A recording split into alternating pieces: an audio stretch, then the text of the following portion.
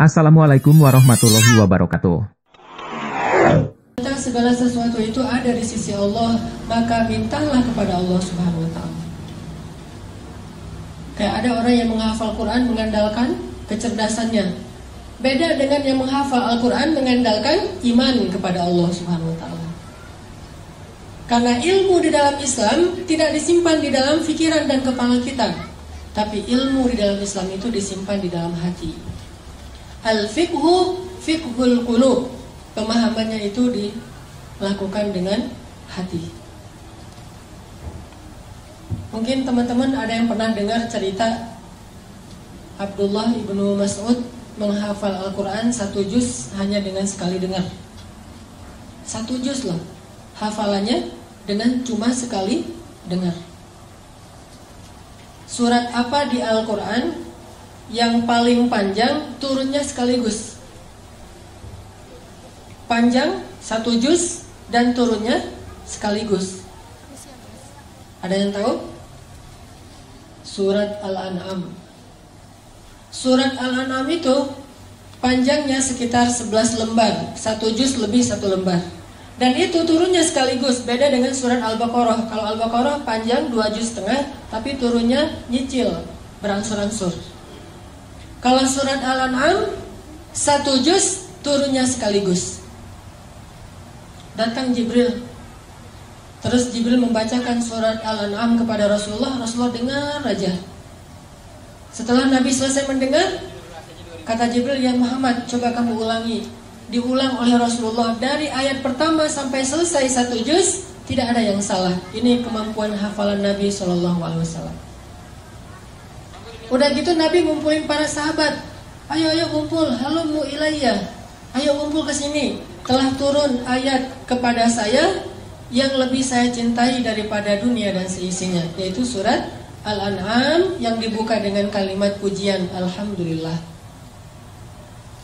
Terus Nabi bacain nih surat Al-An'am 1 juz. Bayangin teman-teman, para sahabat selama mendengar Nabi membaca Al-Quran 1 juz, gak ada para sahabat yang bergerak sama sekali. Gak ada yang bergerak. Sampai para ulama bilang seandainya merpati bikin sarang di atas kepala mereka, jadi itu sarang. Saking khusyuknya. Para sahabat itu mendengar Nabi baca surat Al-An'am 1 juz dan khusyuk. Nggak ada yang bergerak sama sekali. Diam aja dengerin. Lalu ketika Nabi selesai membaca Al-An'am 1 juz, seorang sahabat yang bernama Abdullah ibnu Mas'ud berdiri mengatakan, "Ya Rasulullah, saya sudah hafal surat itu." Coba, 1 kali dengar langsung hafal. Cuman tawaduknya Rasul, hebatnya Rasulullah itu, Rasulullah nggak bilang, "Emang kamu doang? Saya juga bisa kayak gitu." Rasulullah ngomong kayak gitu. Padahal Rasulullah juga dari Jibril hafalnya sekaligus. Rasulullah malah bilang, "Oh gitu, coba Abdullah kamu baca." Lalu Abdullah pun mengulang surat Al-An'am dari ayat pertama sampai selesai 1 juz. Tidak ada 1 huruf pun yang keliru. Apa yang membuat Abdullah mudah dalam menghafal Quran? Ternyata bukan karena Abdullah lebih pintar dari yang lain. Standar, semua orang juga punya kelebihan. Allah kasih akal dan memori. Tapi Abdullah ini orang yang selalu mengandalkan Allah, yakin kepada Allah, makanya Allah mudahkan dia dalam mencari ilmu. Saya teringat kata Abdullah bin Mas'ud ketika dia awal-awal belajar Quran. Kata dia, "Ta'allamnal iman qablal Quran." Kami itu belajar iman dulu sebelum belajar membaca Al-Quran. Sehingga kalau kami membaca Al-Quran, iman kami bertambah. Nanti akan muncul suatu kaum yang belajar Quran sebelum belajar iman. Walaupun mereka membaca sampai 30 juz Al-Quran, imannya tidak bertambah. Belajar iman sebelum belajar Quran. Apa arti belajar iman? Belajar yakin sama Allah. Nih saya nih lagi menghafal Quran. Dan Al-Quran ini adalah firman Allah, kata-kata Allah. Kalau saya pengen mudah menghafal Al-Quran, saya harus minta sama yang memiliki kata-kata ini. Pemiliknya adalah Allah SWT. Berdoa, "Ya Allah, mudahkan saya menghafal Quran. Ya Allah, mudahkan saya bertilawah Al-Quran." Allah mudahkan. Jadi bukan hanya mengandalkan kemampuan otak kita, Bukan hanya mengandalkan kemampuan memori kita, tapi andalkanlah Allah dalam segala urusan kita. Mulai dari belajar ilmu, mengamalkan ilmu, beribadah, bekerja, apapun, andalkan Allah Subhanahu wa ta'ala. Jangan bikin Allah kecewa sama kita. Jangan buat Allah ilfil sama kita. Kalau Allah udah berpaling dari kita, kalau Allah udah unfollow kita nih, itu udah bahaya. Jangan sampai Allah unfollow. Apa unfollow-nya kalau dalam bahasa Al-Quran? Baro'atum minallah. Allah udah gak mau terlibat lagi dalam urusan kita. Jadi orang kalau misalnya mengandalkan Allah, dia akan melihat banyak keajaiban teman-teman dalam hidupnya. Pasti teman-teman sebagiannya mungkin pernah dengar cerita ketika awal-awal dulu saya berangkat Mesir. Itu ngandelin Allah banget tuh. Pulang dari Mesir juga kayak gitu. Dan Allah itu emang suka ngasih kejutan. Yang namanya kejutan, kita gak boleh tahu duluan.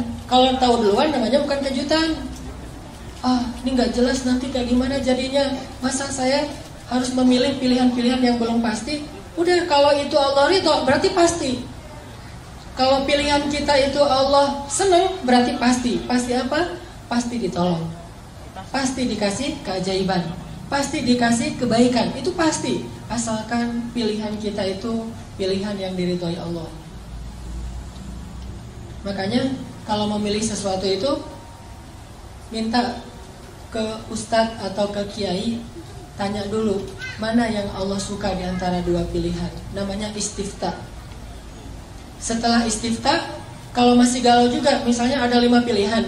5 pilihan ini tanya ke kiai, Pak Yai, ini ada 5 pilihan dalam hidup saya.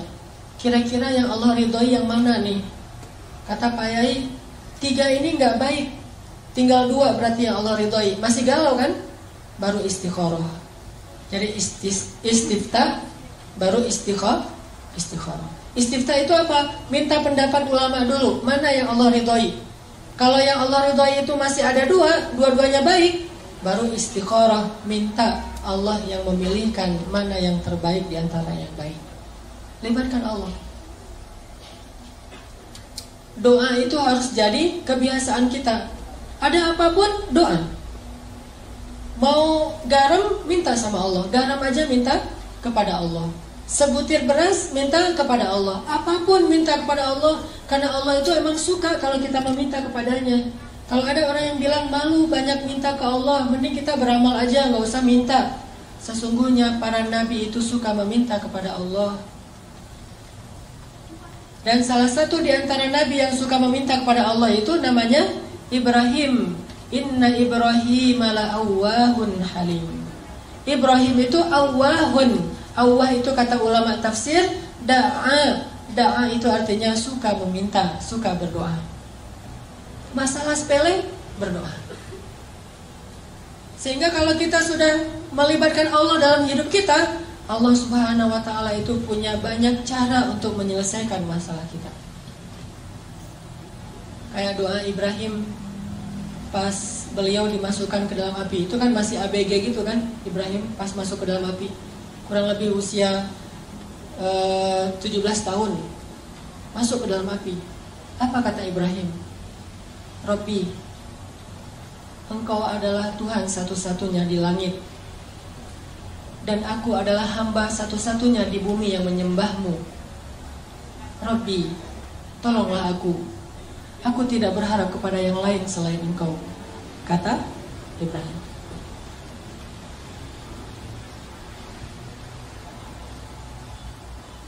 Gimana kata Ibrahim? Robbi, Engkau satu-satunya Tuhan di langit, dan aku satu-satunya hamba yang menyembahmu di bumi. Tolonglah aku tidak meminta kepada selain Engkau. Terus datang malaikat nih.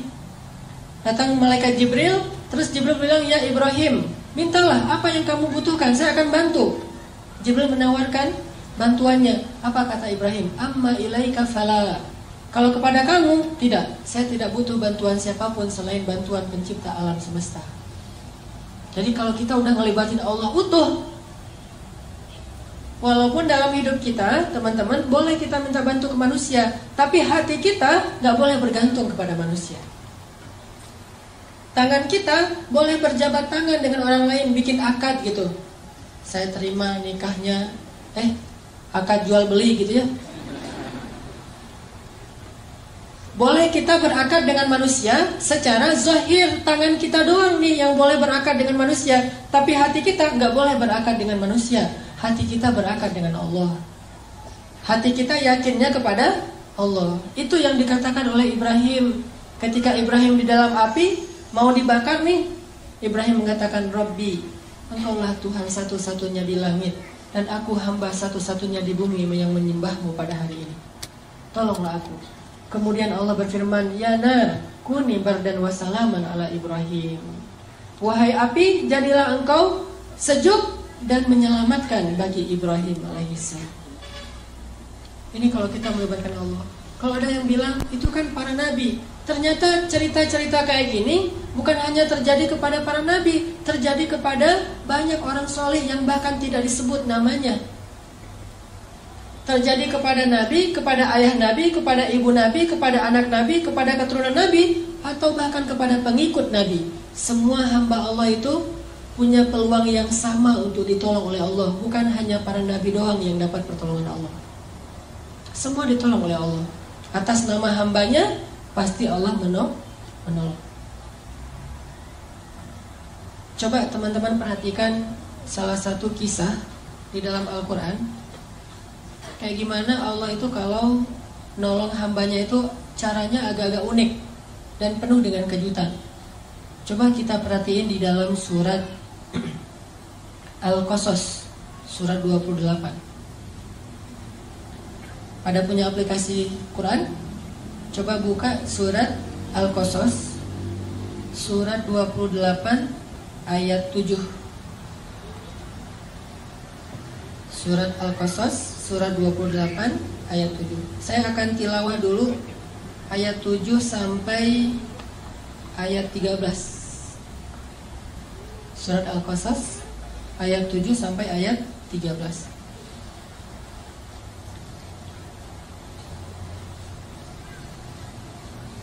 A'udzu billahi minasy syaithanir rajim. Bismillahirrahmanirrahim. Wa auhayna ila ummi Musa an ardi'i fa idza khifti 'alayhi fa'alqihi fil yammi wa la takhafi wa la tahzani inna radduhu ilayki wa ja'iluhu minal mursalin. Faltaqatahu alu fir'auna liyakuna lahum aduwwan wa hazana inna fir'auna wa hamana wa junudahuma kanu خاطئين.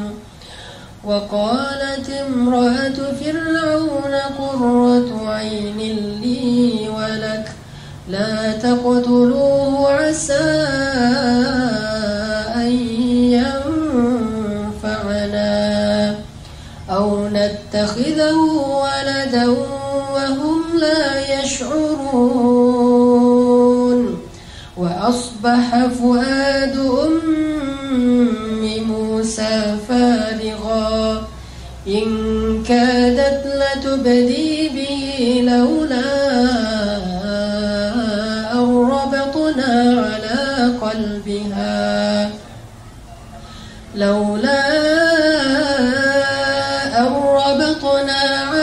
قلبها لتكون من المؤمنين.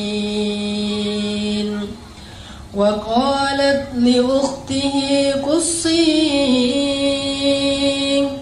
فبصرت به عن جنب وهم لا يشعرون. حرمنا عليه المراضع من قبل فقالت هل أدلكم على أهل بيت يكفلونه لكم وهم له ناصحون فرددناه إلى أمه كي تقر عينها ولا تحزن ولتعلم أن وعد الله حق ولكن أكثرهم لا يعلمون. Sadaqallahul Azim. Teman-teman yang dirahmati Allah Subhanahu wa taala. Jadi ceritanya itu kita tahu kalau Fir'aun bikin peraturan, orang-orang Bani Israel itu nggak boleh ngelahirin anak laki-laki. Kalau ada bayi laki-laki yang lahir dari suku Bani Israel atau suku budak waktu itu akan langsung dibunuh oleh Fir'aun. Sebab Fir'aun bermimpi nanti akan muncul laki-laki Bani Israel yang akan menggulingkan kekuasaan Fir'aun. Diberlakukanlah peraturan ini. Setiap ada kelahiran diperiksa sama tentara Fir'aun, diculik, diambil paksa, kemudian dibenamkan di dalam pasir. Kemudian dilemparkan ke dalam sungai Nil. Kemudian diberikan kepada serigala. Kemudian disembelih hidup-hidup. Kemudian diberikan sebagai makanan singa di dalam kandang singa milik Fir'aun. Semua bayi Bani Israel itu dibunuh. Sampai akhirnya setelah sekian tahun laki-laki Bani Israel itu banyak yang sudah wafat karena udah tua, yang bayinya juga dibunuh, terjadilah kelangkaan. Susah mencari laki-laki Bani Israel. Sedangkan orang Mesir butuh laki-laki Bani Israel sebagai budak untuk bekerja, buat piramid, menggembala ternak-ternak mereka, jadi tentara-tentara dari para golongan budak. Setelah generasi laki-lakinya habis, akhirnya Bani Israel hanya bisa mengandalkan perempuan.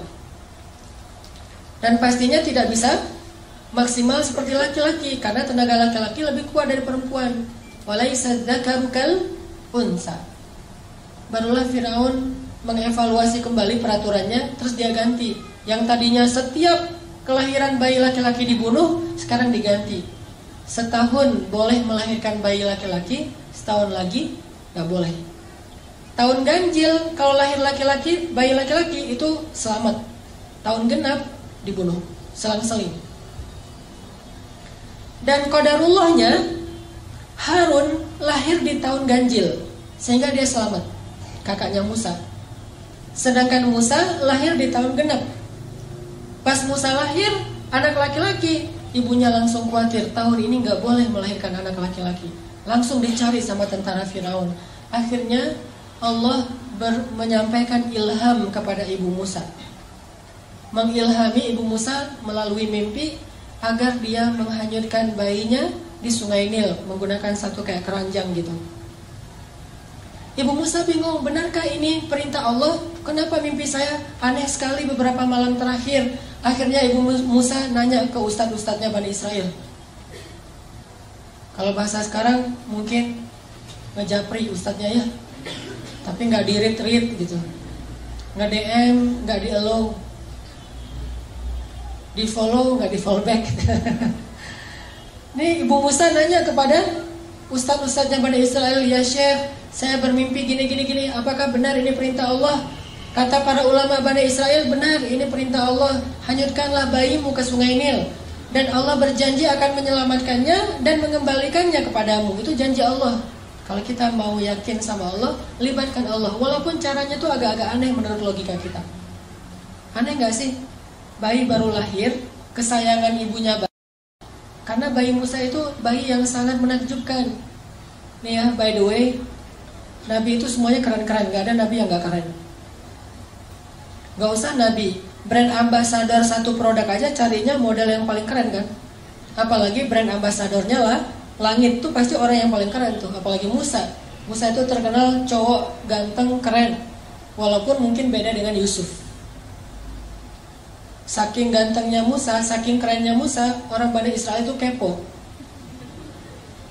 Musa itu kan kalau pakai baju selalu baju panjang, kemudian ketutup semuanya. Padahal kan tubuh laki-laki bagian mungkin sampai perut itu bukan aurat. Perutnya bukan aurat, dadanya bukan aurat, lengannya bukan aurat. Tapi Musa itu menjaga, walaupun bukan aurat, kalau untuk Musa mungkin bisa jadi aurat. Saking kerennya badan Musa. Kalau saya mungkin pas lagi tawaf umrah kan suka pakai pakai ihram, kadang-kadang kelihatan lengannya biasa aja. Tapi kalau kelihatan lengannya Musa, itu cewek-cewek, keren Musa, tubuhnya keren banget gitu. Sehingga Musa tuh kalau pakai baju selalu baju panjang. Sampai Bani Israel saking keponya sama Musa, mereka fitnah Musa dengan bilang, tahu nggak kenapa Musa itu pakai baju panjang terus? Gak pernah kelihatan lengannya, apalagi badannya gak pernah kelihatan. Kenapa? Karena tubuh Musa itu banyak kudis katanya. Banyak penyakit kulit katanya. Posting di mana-mana, viral. Jadi diomongin di antara Bani Israel, Musa penyakit kulit, hashtag posting. Direpost sama Bani Israel. Karena udah viral, semua orang ngomongin fitnah terhadap Musa. Akhirnya Allah Subhanahu wa Ta'ala menunjukkan pembelaannya kepada Musa. Itu nanti disebutin di akhir surat Al-Ahzab. Suatu hari Musa lagi mandi di sebuah kayak sumur gitu, sumur tertutup. Musa lagi mandi di situ, bajunya ditaruh di atas batu. Jadi buka baju, taruh di atas batu, hanya pakai celana mandi. Ternyata diam-diam batu itu pindah. Allah yang suruh, batu pindah loh. Oh ya, pindah. Batunya pindah. Pas Nabi Musa beres mandi, cari-cari bajunya mana nih, ternyata batunya udah pindah. Dideketin sama Musa, nggak bisa dia diraih karena Nabi Musa nggak pakai baju, hanya pakai celana. Akhirnya Nabi Musa pakai galah gitu, ngambil bajunya di atas batu. Ternyata pas mau diambil pakai galah, batunya lari. Ini luar biasa, dan ini kisah nyata disebutkan di Al-Ahzab, dan tafsirnya juga demikian. Batunya lari tuh. Pas batunya lari, Musa kan bingung, akhirnya ngejar batu. Thawbi hajar, bajuku dibawa lari batu, ngejar aja. Terus kejar-kejaran, batu Musa. Kemana larinya si batu? Larinya ke pasarnya Bani Israel. Jadi anak-anak Bani Israel lagi main skate gitu, batunya lewat. Kirain tadi itu obstacle buat nge-trick sama anak-anak skate. Lagi pada main BMX-nya, lagi bani ban gitu, lagi pengen nge-trick, lewat batu. Ada anak-anak Bani Israel lagi nongkrong gitu, lagi ngopi-ngopi, batu lewat, Musa lewat. Heran, semuanya ngelihat tubuh Musa yang gagah. Sengaja tuh Allah berfirman ke batu supaya larinya di antara orang ramai. Tempat mainnya anak muda, nanti di alun-alunnya Bani Israel, pokoknya keliling aja, keliling kota. Jadi Musa jadi kayak Indoranas gitu, keliling sambil lari dengan tubuhnya yang keren, sehingga Bani Israel semuanya, lo bawa HP nggak? Ambil kamera. Jadi trending topik, Musa ternyata tubuhnya keren banget. Baru berhenti di tengah pasarnya Bani Israel. Pas batu itu berhenti di tengah pasar Bani Israel, Musa datang langsung ngambil baju, pakai, dan Musa marah kepada batu itu. Dipukul oleh Musa dengan 3 pukulan, hancurlah batu itu. Musa itu terkenal nabi yang sangat kuat. Bayangin, saking kuatnya Musa, kakaknya aja Harun ditarik di janggutnya, dibanting. Musa, malaikat turun. Kan malaikat kalau ketemu nabi itu rata-rata menjelma sebagai laki-laki ya. Turun, tiba-tiba ada laki-laki di sebelah Nabi Musa, ditonjok, buta mata malaikat. Naik ke Allah, ya Allah, mata saya, kenapa ditonjok Musa? Sembuh, turun lagi, ya Musa, saya malaikat. Oh, kirain tadi begal gitu mau. Nah, Musa itu terkenal nabi yang sangat kuat. Dan ketika Musa masih bayi, namanya bayi nabi tuh, jangankan bayi nabi, bayi orang biasa aja kan lucu gitu. Semua orang sayang kepada dia. Allah kasih rasa kasih sayang kepada seorang bayi, apalagi bayi nabi. Dan nabinya Musa pula yang memang luar biasa fisiknya, sehingga ibunya gak tega mau menghanyutkan bayinya. Tapi ini perintah Allah. Dan yakinlah sama Allah, Allah pasti akan ngembaliin bayimu, nggak akan celaka. Ini ujian buat keluarga Musa. Ibu Musa itu ibu yang sangat beruntung, punya 2 anak laki-laki, dua-duanya Nabi, Harun dan Musa. Kalau yang lain, tidak ada ibu yang punya 2 anak laki-laki, dua-duanya Nabi. Yang ada ayah kayak Ibrahim, Ishak dan Ismail.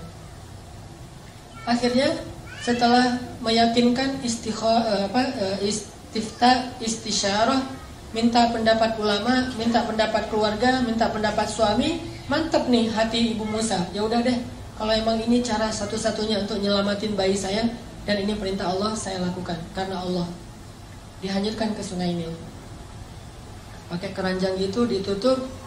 Terus pas udah hanyut, ibu Musa nggak tega. Aduh bayi saya, tak dibawa kemana ini sama arus air, bisa ke Sudan kan? Nil tuh membelah 2 negara, Mesir dan Sudan. Jadi lintas negara nih, bisa jadi Musa nanti ketemunya di Sudan. Kayak di kampung saya dulu pas terjadi tsunami di Aceh, kan ada orang yang hanyut sampai ditemukannya di pulau seberang, terus ketemu lagi sama keluarganya setelah 10 tahun. Baru ketemu 2014. Jadi 2004 terjadi tsunami, 2014 baru ketemu keluarganya karena dia udah sekolah, kalau nggak salah udah kuliah gitu. Udah kuliah ke daerah Aceh Selatan, ketemu sama keluarganya 10 tahun loh. Tak kuliah, tak SMA gitu pokoknya. Musa bisa aja hanyutnya sampai ke Sudan. Akhirnya ibunya bilang ke mbaknya Musa, "Mbak, kusih itu artinya cari tahu gimana kabar adikmu." Akhirnya mbaknya Musa menyusuri sungai Nil. Dan perhatikan teman-teman, Allah punya rencana dan rencana Allah itu sebaik-baik rencana. Musa itu kan dihanyutkan ke sungai Nil menghindari Firaun kan? Tapi malah ini tabut atau keranjangnya Musa hanyutnya masuk ke sebuah selokan yang mengarahkan dia ke istananya Firaun. Jadi masuk ke sebuah selokan air yang air itu nanti ujung-ujungnya ada di istana Firaun. Dihindarkan dari Firaun, malah didatangkan kepada Firaun oleh Allah. Allah punya rencana. Masuk ke selokan itu, hanyut sampai ke pemandian keluarga Firaun. Ditemukan sama dayang-dayangnya Firaun. Pas dibuka, bayi kecil yang luar biasa dikasih kepada istri Firaun. Lalu ketika diberikan kepada istri Firaun langsung jatuh hati kepada bayi Musa. Dan qadarullah, waktu itu istri Firaun belum punya anak, sehingga dia pengen banget punya anak laki-laki. Dipanggil sama istri Firaun ke suaminya, "Fir, aku dapat bayi loh," gitu. Kan manggilnya Fir. Fir, sini loh, aku lagi dapat bayi nih. Bayi yang mana? Pas dilihat sama Firaun itu walaupun dia zalim, jahat, dia itu pintar. Namanya juga keturunan raja, kan Firaun itu julukan raja-raja Mesir. Kalau raja Yaman julukannya Dhu, kayak Dzun Nuwas, Dzulqarnain. Jadi Dhu itu Yaman. Kalau kayak di Mesir itu Firaun. Nah, Firaun ini karena keturunan raja, bukan orang bodoh, dia tahu ini bayi Bani Israel yang dibuang karena takut dibunuh. Akhirnya Firaun mengatakan, "Ini pasti bayi Bani Israel akan saya bunuh." Kata istrinya, "Fir, kan kita nggak punya anak udah berapa tahun. Saya pengen banget punya anak. Kalau kamu mau bunuh dia jangan sekarang deh. Kasih saya waktu untuk bisa bersenang-senang dulu dengan dia. Qurratu ainin li walak. Mudah-mudahan anak ini bisa menjadi kesenangan buat saya dan buat kamu." Kata Firaun, "Laki la liya, untuk kamu ya, untuk saya enggak. Ya udah kamu simpan aja sesuka kamu. Kalau udah bosan ntar kasih ya, biar gua bunuh." Gitu. Kata Firaun. Disimpan dipelihara oleh istrinya Firaun. Pas dipelihara, ternyata hari pertama itu haus, nangis. Bayi Musa nangis dan istri Firaun. Ada yang bilang ini Asia, ada yang bilang bukan. Sebutlah misalnya Asia. Asia nggak punya ASI, akhirnya Asia pun membuat sebuah audisi menyusui di Mesir. Bikin spanduk segala macam iklan di TV, audisi ibu menyusui. Siapa yang bisa menyusui anak istana, anak raja, maka dia akan diberikan kekayaan yang sangat banyak dan akan diangkat sebagai salah satu keluarga angkat raja. Wah, ibu-ibu pada ngantri pengen ikut audisi. Ngantri lama. Ada ratusan orang yang pengen ikut audisi. Satu demi satu datang untuk menyusui Musa. Musa tidak mau. Semuanya pada, Maksudnya enggak. Kalau sekarang mungkin gimana? Kalau aku sih yes, nggak tahu mas, Ana gitu ya. Nah, ini artinya Musa nolak semuanya. Sampai akhirnya udah semuanya beres, yang mau menyusui nggak ada yang bisa. Di paling belakang itu kakaknya Musa, mbaknya Musa ikut audisi juga, ngantri. Sama pengawal ditanya, mau ngapain kamu sini? Saya mau ngantri. Ini untuk menyusui, ya saya akan menawarkan kepada keluarga istana, ada satu orang ibu yang bisa menyusui bayi ini. Ya udah, akhirnya dibawalah ibu Musa, dan ketika didekap oleh ibu Musa, maka Musa langsung menyusui kepada ibu kandungnya. Dan sejak saat itu Asyah mengangkat keluarga Musa sebagai keluarga angkat istana. Tinggal di istana, digaji oleh istana. Bahkan bukan hanya ibunya yang tinggal di istana, ayahnya Musa, mbaknya Musa, kakaknya Musa yang Harun, sekeluarga besar itu tinggal di istana semuanya. Dan digaji pula oleh istana. Itulah sebaik-baik rencana Allah. Coba teman-teman bayangin, kalau ibu Musa terus ngumpetin bayinya, disembunyikan bayinya dari Firaun, mungkin selama-lamanya hidup mereka dalam pengejaran, dalam keadaan tidak nyaman, susah mencari nafkah, tinggal di hutan belantara. Tapi berhubung pakai cara Allah, akhirnya Allah punya rencana yang paling baik, sampai akhirnya keluarga ini bisa tinggal di dalam istana musuh yang justru mereka hindari selama ini. Suatu malam Asyah lagi gendong bayi Musa, lucu gitu, ketawa. Kalau kata orang Jawa mungkin ngeklek ya. Jadi Musa bayi itu ketawa sama Asyah, wah digendong-gendong ketawa. Firaun dari jauh ngeliat aja.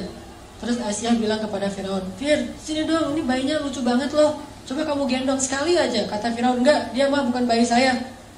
Coba aja, siapa tahu kalau kamu udah gendong, kamu jadi senang sama dia. Karena dipaksa-paksa sama Asyah, udah diambil sama Firaun. Pas digendong, Musa yang tadi ketawa-ketawa tiba-tiba langsung cemberut melihat Firaun.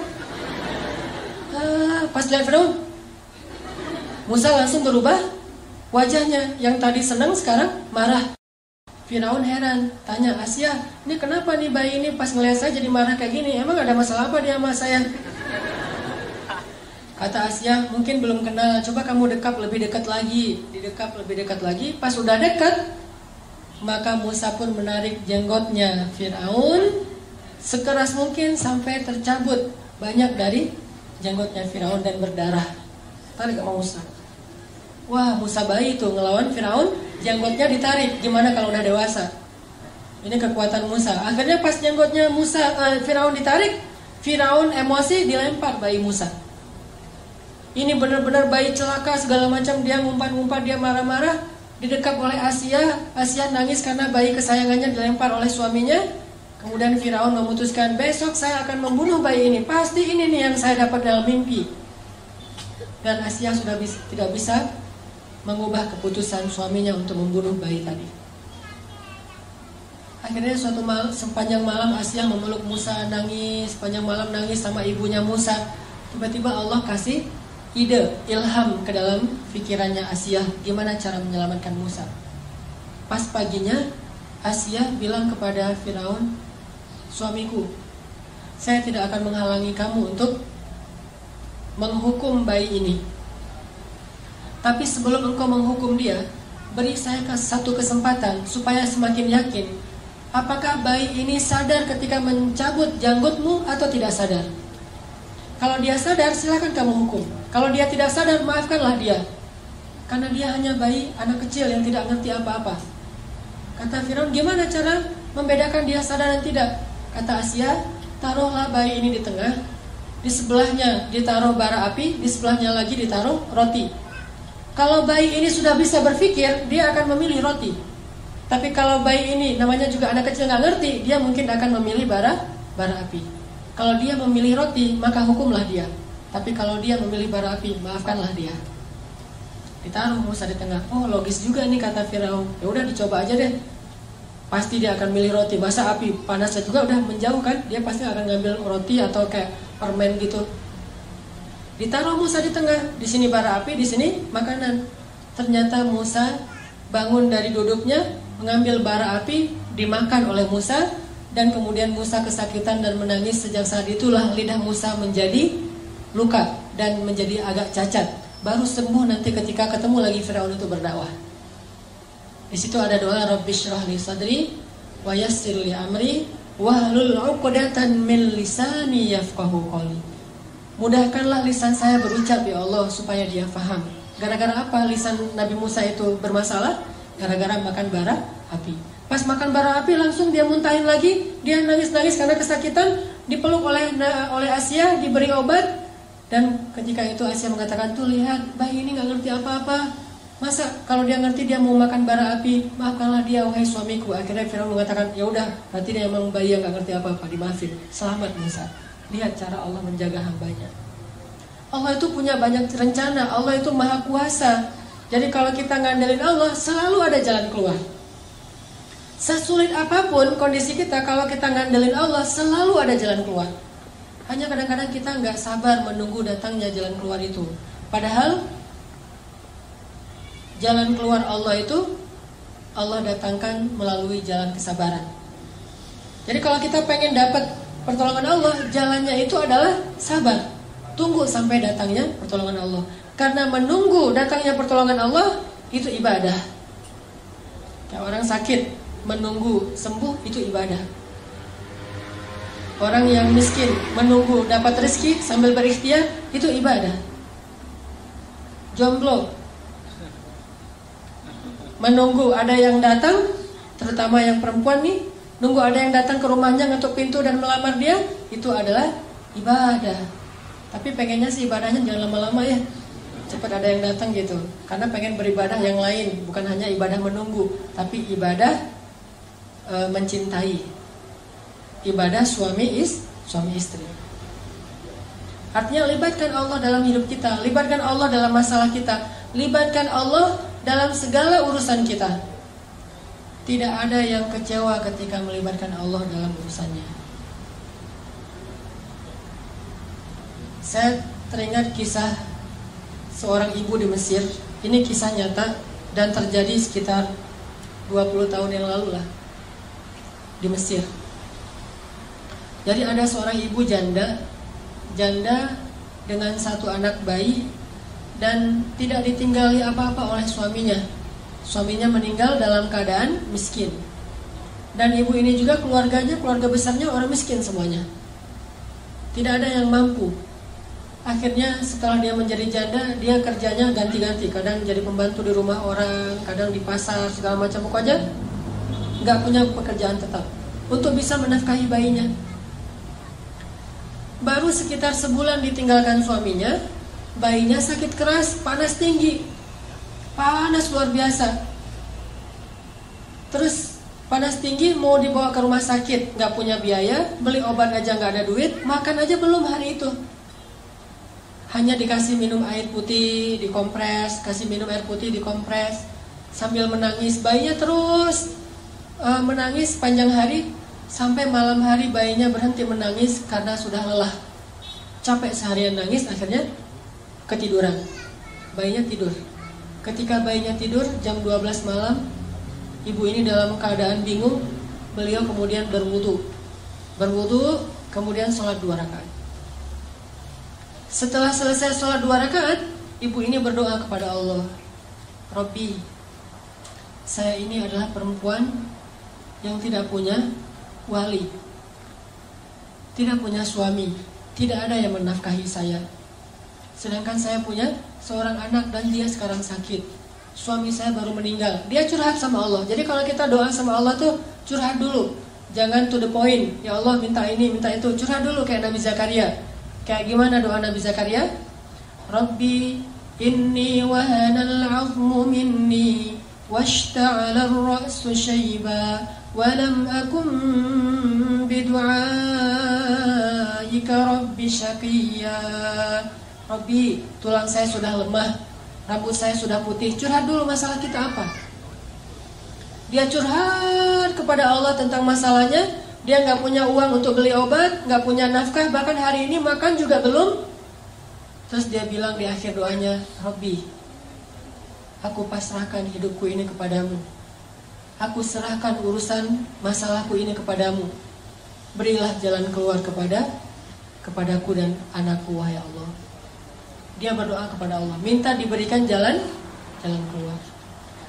Akhirnya pas habis berdoa, tiba-tiba ada orang yang ketuk pintu rumahnya. Assalamualaikum. Dibukain pintu seorang laki-laki. Assalamualaikum. Mana anakmu yang sakit? Saya seorang dokter. Mana anakmu yang sakit? Akhirnya ibu ini heran. Dokter datang ke rumahnya sendiri, padahal dia nggak manggil. Ditunjukin, dokter ini meriksa bayi itu, diperiksa sama dokternya. Setelah diperiksa, dibuatkan resep obat. Terus dokternya bilang kepada ibu, nih resep obatnya, silakan dibeli obatnya di apotek segera. Ini kasihan anaknya udah terlalu panas dan harus segera diberikan obat. Terus saya mau pulang, silakan diselesaikan administrasi, minta bayar. Ibu ini bingung pas dokternya minta bayaran. Kata ibu ini, dokter, saya nggak punya uang. Terus dokternya bilang, terus kalau ibu nggak punya uang, ngapain ibu telepon saya? Tengah malam, jam 1 malam nelfon saya. Kata ibu ini, saya tidak telepon dokter. Terus dokternya keluarin kertas alamat. Ini benar nggak nih alamat rumah ini? Tadi yang nelfon soalnya nyebutin alamatnya ini nih. Kata ibu, benar ini alamat rumah saya. Terus mana laki-laki yang tadi nelfon? Kata ibu ini, saya nggak punya suami, nggak ada laki-laki di rumah. Ini telepon aja ibu, nggak ada di rumah. Handphone atau telepon rumah nggak ada. Baru dokter ini curiga. Terus siapa yang tadi menelpon dokter tengah malam jam 1? Sekitar 15 tahun yang lalu lah terjadi di Mesir. Dokter ini duduk, nanya kepada ibu, ibu sebetulnya apa yang terjadi? Apa yang terjadi tadi jam 1 malam? Ibu ini cerita kondisinya, masalah anaknya. Terus dia cerita jam 1 malam tadi dia baru telepon Allah. Dia sholat 2 rakaat, dia berdoa kepada Allah. Entah gimana ceritanya, entah malaikat, entah manusia, pokoknya Allah alam, Allah yang mendatangkan dokter itu ke rumahnya. Mendengar cerita ini, dokternya merinding, terharu. Akhirnya datang lagi periksa lebih serius lagi bayinya. Terus keluar cari obat sendiri dokternya ke apotek, datang lagi kasih obat, kemudian ngasih lagi hadiah untuk keluarga ini untuk 1 bulan. Dan sejak saat itu dokter ini suka memberikan nafkah rutin kepada keluarga ini setiap bulan. Dan kadang-kadang dipanggil ke rumah untuk bantu-bantu di rumahnya. Artinya Allah punya banyak cara untuk membantu hambanya. Panggil aja Allah SWT. Ada apa-apa, telepon Allah. Dan telepon Allah itu paling enak tuh, gak pernah di-reject. Nelfon manusia, di-reject tuh. Nelfon, kan suka ada tulisan saya lagi meeting, lagi nyetir, kan ya. Atau lagi galau gitu kan, bisa juga custom, bisa tulis sendiri lagi galau. Itu kalau nelfon manusia. Kalau nelfon Allah, nggak pernah Allah nggak reject telepon hambanya. Ujibu da'watad da'i idza da'an. Saya pasti akan ngangkat telepon orang yang nelfon saya. Kalau kita analogikan dengan telepon, pasti Allah angkat. Sesibuk apapun Allah, kulla yaumin huwa fi sya'n. Setiap hari itu emang Allah sibuk, tapi Allah nggak pernah disibukkan. Sibuk ya, tapi disibukkan nggak. Allah punya banyak urusan ya, tetapi tidak pernah kewalahan. Telepon Allah. Dan telepon Allah itu nggak perlu hafal nomornya. Aduh, nomor telepon Allah berapa ya? Belum di save misalnya. Nggak perlu, tinggal bilang Allah, langsung ke connect ke langit. Nomor telepon Allah itu cuma bilang Allah aja. Robbi, ilahi, bebas, nomornya banyak. Dan semuanya aktif, nggak ada nomor itu sudah tidak aktif. Sudah apa misalnya? Nggak ada. Allah pasti mengangkat telepon kita. Dan menelpon Allah itu gak ngabis-ngabisin kuota, gak ngabis-ngabisin pulsa, sama sekali gratis. Gak makan pulsa, gak ngabisin kuota, gak perlu hafal nomor. Gak ada yang misalnya lagi telepon dengan yang lain, jadi kita nunggu dulu ngantri. Gak, telepon Allah itu paling mudah ketimbang nelpon manusia. Ada masalah tinggal bilang ya Allah. Allah langsung mengatakan abdi, alaka hajah, wahai hambaku apa kebutuhanmu. Bahkan di waktu tertentu Allah yang datang kepada kita, bukan cuma kita telepon Allah jarak jauh, Allah datang kepada kita. Sepertiga malam terakhir Allah turun ke langit dunia. Terus Allah mengatakan, adakah orang yang membutuhkan pertolongan aku tolong? Hal min dhi hajah, adakah orang yang butuh ampunan aku ampuni? Adakah orang yang butuh keajaiban aku berikan? Keajaiban dalam hidupnya Allah sendiri yang nanya kepada kita. Jadi ada masalah sedikit, telepon Allah.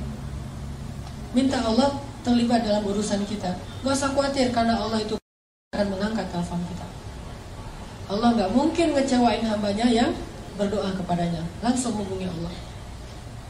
Dan tahu cara supaya doa kita itu benar-benar langsung menggetarkan arasy?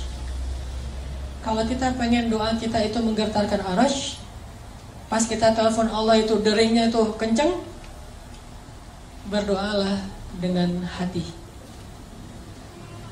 Doa itu bukan hanya dengan suara yang lantang, walaupun itu juga kadang dibolehkan. Tapi ada doa yang suaranya lirih, tapi arasy di langit itu bergetar. Doa siapa? Yang pelan banget tapi arasnya bergetar. Doa Nabi Yunus alaihissalam. Subhanaka inni kuntu minadh dhalimin. La ilaha illa anta subhanak inni kuntu minadh dhalimin. Doanya pelan. Bayangin saking lirih dan pelannya doa Nabi Yunus, ikan paus yang menelan beliau aja nggak dengar kalau Nabi Yunus lagi berdoa di perutnya, nggak dengar. Jadi ikan paus tuh nggak, lagi baca apa sih lo di perut gua? Nggak, ikan pausnya aja nggak dengar apa yang dibaca oleh Nabi Yunus. Ikan-ikan yang ada di lautan itu nggak ada yang dengar apa yang diucapkan oleh Nabi Yunus. Tapi doa yang begitu lirih tersebut bisa bikin arasy bergetar. Sampai malaikat-malaikat yang membawa arasy bertanya, "Ya Allah, ini suara siapa yang menggetarkan arasy? Suara siapa yang begitu lirih? Suara siapa yang begitu lembut? Kasihan dia ya Allah, siapa itu ya Allah?" Kata malaikat arasy. Kata Allah, "Itu hambaku Yunus yang meminta ampun kepadaku." Apa kata para malaikat? "Ya Allah, kasihan dia, ampuni dia. Ampuni dia ya Allah, ampuni." Terus malaikat mengaminkan doa-doa Nabi Yunus, sehingga Allah mengatakan, "Wahai para malaikat, aku telah mengampuni dosanya." Doa suaranya pelan di dalam perut ikan, bahkan ikan yang menelannya aja nggak dengar, tapi arasy Allah bergetar. Kenapa? Karena doa ini bukan dengan suara yang keras, tapi dengan hati yang yakin kepada Allah. Kalau kita mau mengilmiahkan tuh gampang sebetulnya. Saya pernah nonton di Nat Geo yang animal.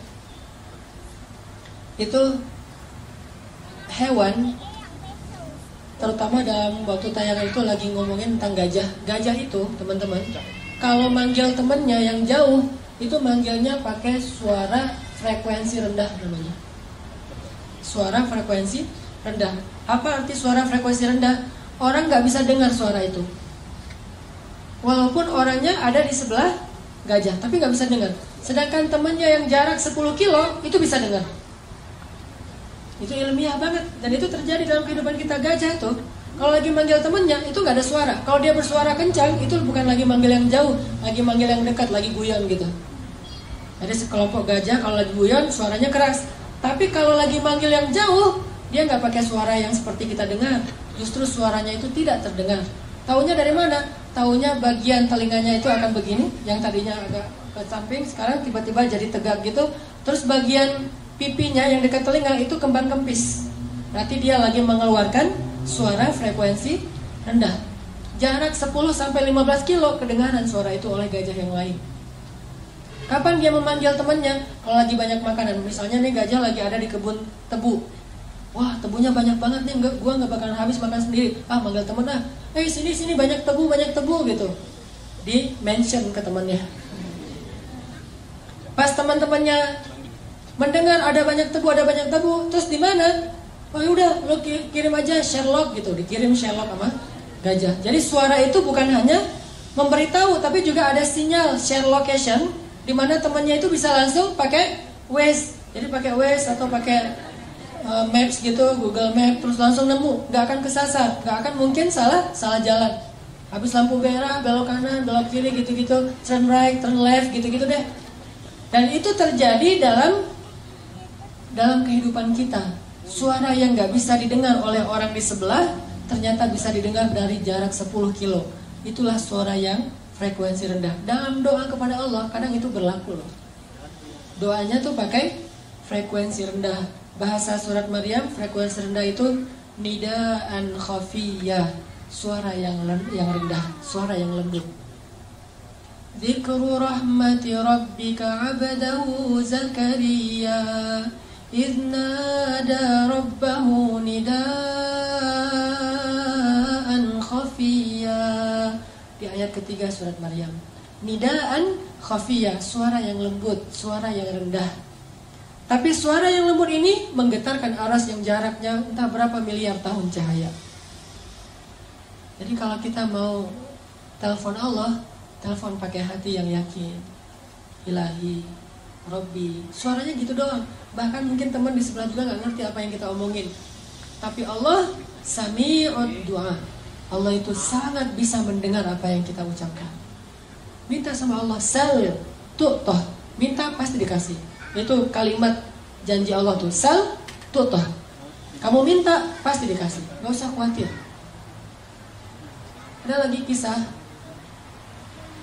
di zaman Harun ar-Rasyid, seorang ulama dan seorang ahli ibadah yang difitnah. Dia difitnah berzina, sehingga sebelum dia disidang dan diputuskan akan dicambuk, maka dia dipenjara dulu. Pas dia dimasukin ke penjara, digembok penjaranya, ada pengawalnya. Dia di dalam. Suatu saat habis dia di penjara, Khalifah Harun ar-Rasyid pergi ke masjid, sholat. Pas sampai di masjid, Harun ar-Rasyid melihat orang yang tadi di penjara itu sudah ada di dalam masjid, lagi sholat sunnah. Ar-Rasyid bingung nih, kayak mirip tadi, kayak pernah ketemu orang ini di mana ya? Oh, ini yang tadi di penjara nih, kenapa ada di sini? Siapa yang lepasin dia? Setelah selesai sholat, orangnya udah nggak ada, balik ke penjara, ngelihat dia di dalam penjara. Harun ar-Rasyid bertanya kepada pengawal, apakah kalian membukakan pintu sehingga dia bisa sholat ke masjid? Kata pengawal, tidak. Dan dari tadi juga dia di dalam. Harun ar-Rasyid bingung. Besok ke masjid lagi, dia ada di masjid juga. Balik ke penjara, dia di dalam penjara. Ini orang bisa hilang gitu. Akhirnya Harun ar-Rasyid mengganti cara menghukum dia. Tidak lagi di penjara, tapi diasingkan.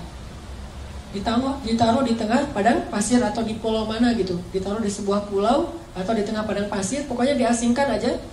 Setelah diasingkan, para pengawal ini kemudian pulang. Ketika pengawal ini pulang sampai di gerbang kota, mereka menemukan dia sudah ada duluan di gerbang kota. Padahal tadi ditinggal di tengah padang pasir. Dia udah ada di dalam gerbang kota. Terus pas Harun ar-Rasyid ke masjid, dia udah ada duluan di dalam masjid. Sampai akhirnya Harun ar-Rasyid curiga, ini orang luar biasa, orang soleh nih. Tapi kenapa dia dibilang berzina? Dipanggil oleh Harun ar-Rasyid, ya fulan, siapa kamu? Kenapa kamu bisa ada di mana-mana gitu? Dia mengatakan, saya itu difitnah, saya tidak berzina. Kayak Yusuf pernah difitnah. Dan ketika Tuhan memenjarakan saya, berarti Tuhan telah menjauhkan saya dari rumah Allah Subhanahu wa Ta'ala. Lalu saya berdoa, ya Allah, saya rela jika saya difitnah, tapi jangan biarkan saya jauh dari rumah-Mu ya Allah. Beri saya kesempatan untuk tetap sholat di masjid-Mu. Sehingga akhirnya entah gimana ceritanya, pokoknya dia bisa sholat di masjid aja. Balik lagi ke penjara, sholat lagi ke masjid, balik lagi ke penjara, tanpa harus membuka gerbang penjaranya. Dan ini kisah nyata terjadi di zaman Harun ar-Rasyid. Akhirnya orang ini dibebaskan, dan Harun ar-Rasyid juga belajar tentang ketaatan kepada Allah dari orang ini. Artinya kalau orang melebarkan Allah, banyak hal-hal yang ajaib, surprise terjadi dalam hidupnya. Kalau kita nggak percaya, itu alasan kenapa keajaiban tidak terjadi dalam hidup kita. Begitu kita ragu, tidak ada keajaiban. Keajaiban itu hanya Allah berikan kepada orang yang yakin 100% kepada Allah. Kalau ada masalah, minta sama Allah. Saya pernah beberapa kali, mungkin teman-teman juga pernah ngalamin pengalaman spiritual pribadi, kayak misalnya kehilangan sesuatu. Saya tuh dulu pernah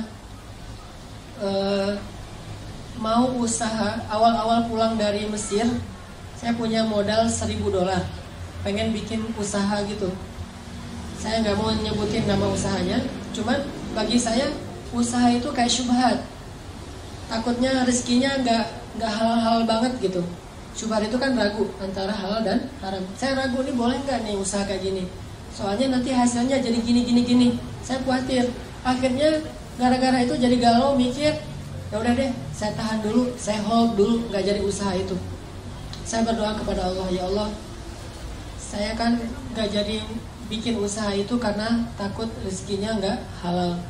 Berarti saya melakukannya karena Engkau ya Allah. Kalau begitu beri saya yang lebih baik daripada ini. Baru saya berdoa kayak gitu malam hari, besoknya dapat tawaran untuk pindah ke Bandung. Jadi istri saya di Jawa, kita dapat tawaran untuk pindah ke Bandung.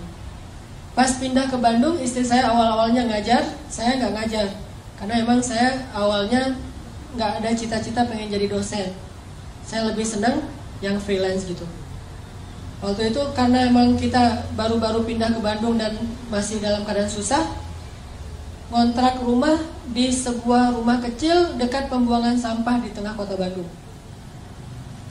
Terus saya nyari-nyari kerjaan gitu, pengen jadi guru di pesantren, saya masukin ijazah-ijazah, nggak ada yang terima.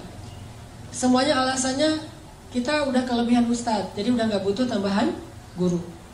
Karena nggak bisa jadi guru, akhirnya saya nerjemahin buku. Nerjemahin buku-buku yang berbahasa Arab, saya terjemahin di rumah. Ada modal laptop, saya beli 3 juta gitu, laptop second. Terus terjemahin buku. Pas sudah selesai terjemah, saya kirim ke penerbit. Semua rata-rata jawabannya, buku ini udah pernah ada yang nerjemah, jadi nggak boleh lagi diterjemah. Wah, saya salah. Sebulan nerjemahin ternyata nggak bisa diterbitin. Akhirnya putus asa nerjemahin buku, nulis buku sendiri. Nulis, udah selesai nulis buku, nawarin ke penerbit-penerbit. Katanya ini kurang layak diterbitkan, nggak bisa diterbitin karena nggak keren tulisannya. Akhirnya kalau orang nggak mau nerbitin buku saya, kenapa nggak saya terbitin sendiri? Mulailah saya mencoba menerbitkan sendiri. Saya desain. Bayangin teman-teman ngedesain cover buku pakai PowerPoint. Lucu kan? Harusnya kan pakai Corel Draw, pakai InDesign, ini pakai PowerPoint karena nggak bisa ngedesain. Pakai PowerPoint, pakai Word. Ya, jadi layoutnya tuh manual gitu, pakai Word gitu, terus di capture, cetak aja. Cetak 1000 buku. Udah selesai dicetak, penerbitnya nama sendiri, penulisnya sama, penulis penerbit sama aja tuh, sama sendiri. Dicetak, udah gitu nggak tahu jualan kemana. Saya kirim ke Sumatera ke teman-teman anak-anak Kairo yang udah pulang, kirim ke lewat bus-bus malam gitu, biar lebih murah. Pakai kotak Marlboro, saya angkat tuh di jalan raya tuh. Penulis buku mengangkat kardus bukunya sendiri, jadi pulih gitu. Kirim terus, udah selesai dikirim, ada yang balik, ada yang nggak balik misalnya. Terus ada book fair, Islamic book fair di Bandung, saya coba pinjam stand salah satu penerbit Islam yang ada di Bandung. Boleh nggak saya pakai standnya sedikit aja, satu space kecil buat buku-buku saya, nanti bagi hasil. Oh boleh. Udah, saya bawa buku saya pakai baju kaos gitu, saya taruh buku di situ. Cover bukunya wajah saya tuh paling gede. Kan lagi pencitraan ya, wajahnya paling gede. Bikin X bannernya juga wajah saya doang tuh, tulisannya dikit. Udah selesai gitu, taruh pakai X banner, bukunya disusun jadi kayak tornado gitu, kayak piramid gitu biar orang menarik beli. Terus naik motor kan, ganti baju dulu. Tadi kan baju kuli, sekarang baju penulis. Baju penulis, ganti baju pakai baju putih gitu. Terus pakai pulpennya juga masih pilot, taruh sini. Saya berdiri di sebelah stand saya. Orang-orang nanya, ini buku apa? Buku tentang tadabbur Al-Quran. Penulisnya siapa? Itu penulisnya. Oh, minta tangan. Mulai dari situ usaha buku. Dari usaha buku ganti lagi ke usaha jual beli pulsa. Waktu itu di Bandung ada 60 cabang pulsa di Bandung selama 1 tahun.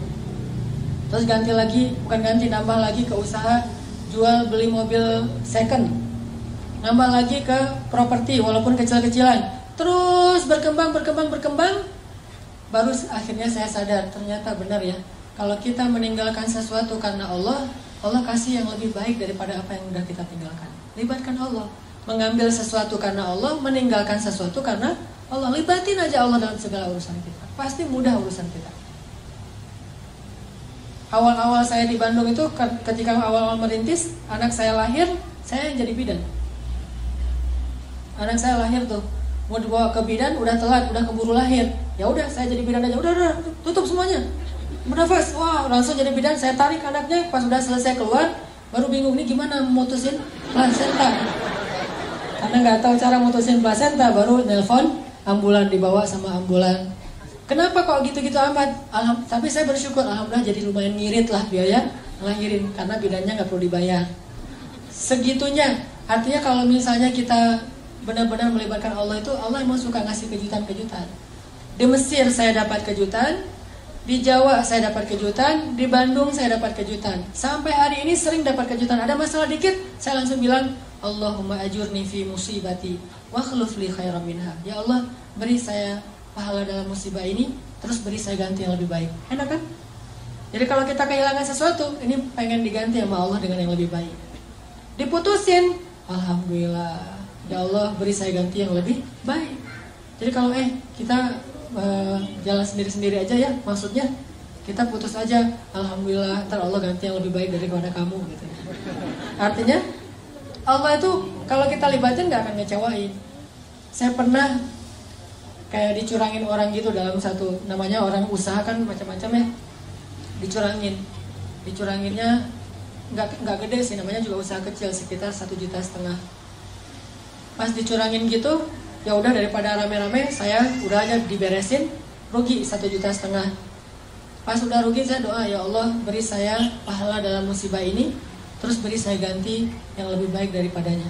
Seminggu kemudian Allah kasih rezeki, sebuah usaha, sebuah proyek yang keuntungannya 15 juta, 10 kali lipat daripada yang saya rugi sebelumnya. Libatin Allah. Jadi kalau kita libatin Allah, ada masalah dikit, kita nggak langsung putus asa. Oh, gampang, kalau rugi di sini mah minta aja lagi ke Allah, ntar Allah ganti yang lebih baik. Gitu. Nggak sampai kita jadi stres mikirin sesuatu yang nggak nyaman dalam hidup kita. Udah serahin aja sama Allah. Saya pernah malam-malam, dulu saya pakai salah satu handphone tuh yang kayak saya beli kurang lebih harganya 1.200.000 lah, handphone sederhana. Malam-malam ada acara Qiyamul Lail di masjid, dan saya waktu itu telat bangun. Acara Qiyamul Lailnya jam 2, saya jam 2 baru bangun. Kan kaget tuh, jam 2 baru bangun. Hah, udah jam 2, orang-orang udah pada nunggu. Sementara jarak rumah ke masjid itu kalau malam 15 menit, lumayan. Belum lagi wudhu segala macam. Kaget, saking kagetnya buru-buru handphone jatuh, pecah, udah nggak bisa dipakai.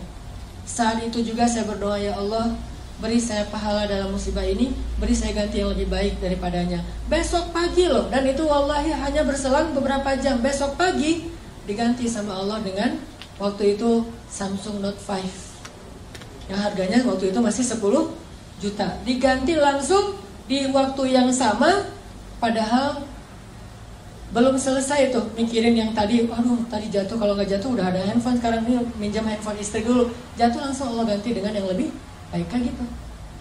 Gimana caranya?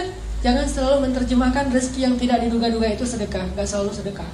Bisa juga usaha, bisa proyek, bisa apa aja lah. Yang jelas Allah ganti yang lebih baik. Libatin Allah dalam hidup kita.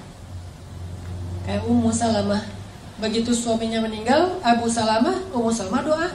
Dan doa ini diajarkan oleh Nabi. Ya Allah, beri saya pahala dalam musibah ini dan beri saya ganti yang lebih baik.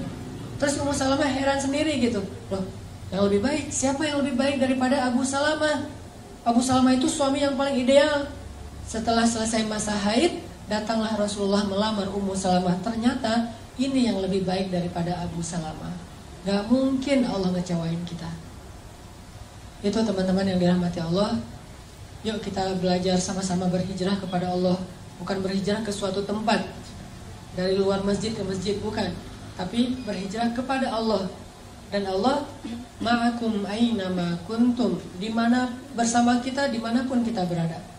Di masjid, di kantor, di jalan, di rumah, dimanapun Allah bersama kita. Jadi kalau kita hijrahnya ke Allah, artinya kita ada masalah dikit, telepon Allah, insya Allah Allah akan selalu menyertai kita, dan Allah akan selalu menjaga kita. Ihfazillah yahfazka.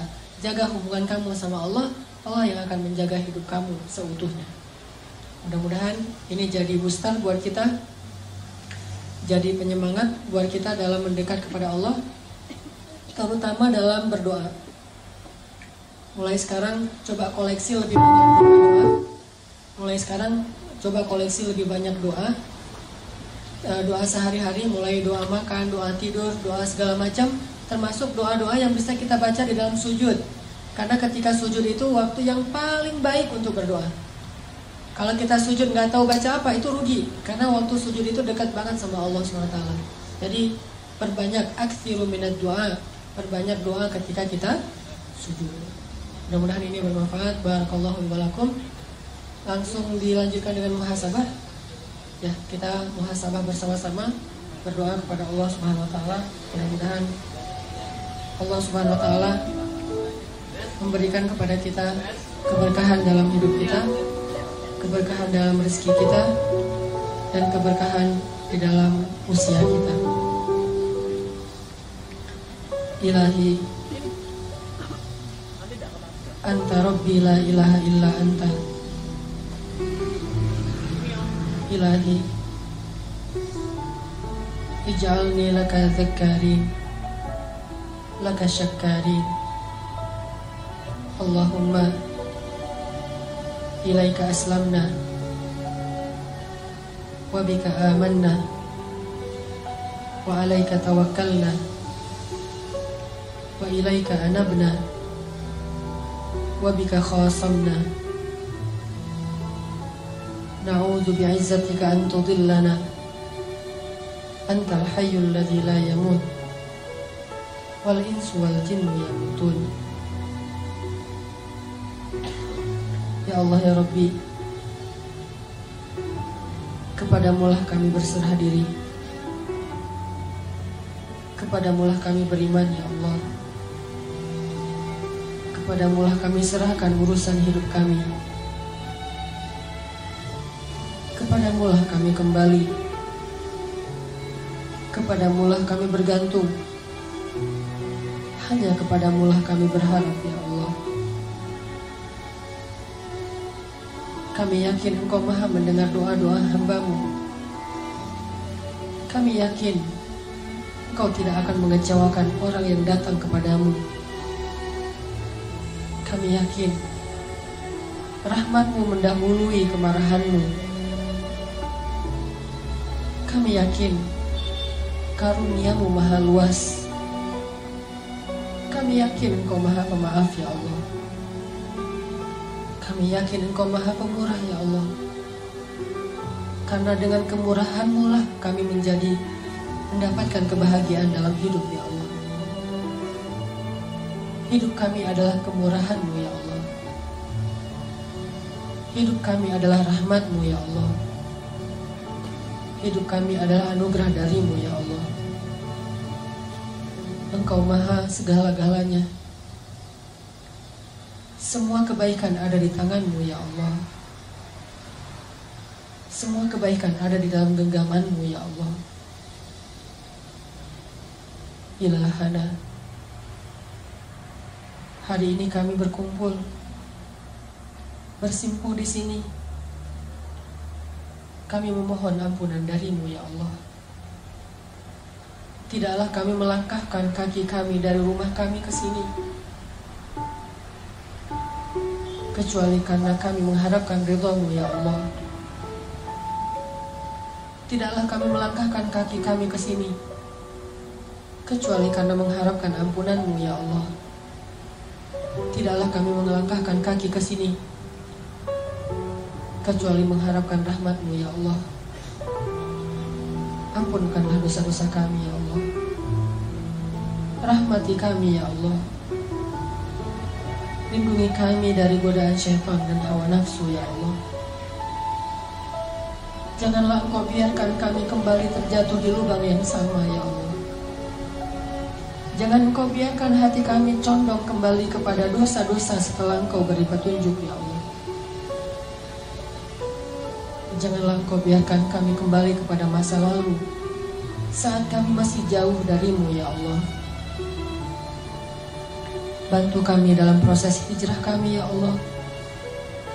Bantu kami dalam perjalanan hijrah kami ya Allah. Bimbing kami ya Allah. Kuatkanlah hati dan azam kami ya Allah. Istiqomahkanlah amal kami ya Allah. Ilahana, kami memohon kepadamu ridha-Mu ya Allah, dan juga surga-Mu. Kami juga berlindung kepadamu dari kemarahan-Mu dan neraka-Mu ya Allah. Ridhoilah kami ya Allah. Golongkanlah kami termasuk ahli surgamu ya Allah. Jangan Engkau murka kepada kami karena dosa-dosa kami ya Allah. Dan jangan pula Engkau masukkan kami ke dalam neraka-Mu ya Allah. Ilaha, ajarkan kami untuk terus beriman kepadamu. Ajarkan kami untuk terus mengerti mana yang halal dan haram dalam agamamu. Ajarkan kami cara mendekat kepadamu ya Allah. Ajarkan kepada kami ilmu yang Engkau ajarkan kepada orang-orang soleh di antara kekasih-Mu. Ilahana,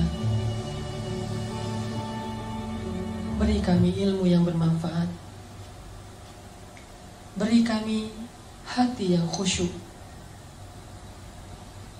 Beri kami mata yang mampu menangis karena takut kepadamu. Beri kami lisan yang mampu bertutur kata dengan zikrullah, zikir kepadamu. Beri kami telinga yang senang mendengar ayat-ayat-Mu. Beri kami hati yang selalu yakin kepadamu. Tambahkanlah iman kami ya Allah. Tambahkanlah iman di dalam hati kami ya Allah. Setiap harinya, setiap kali kami duduk di dalam majelis ilmu agamamu ya Allah.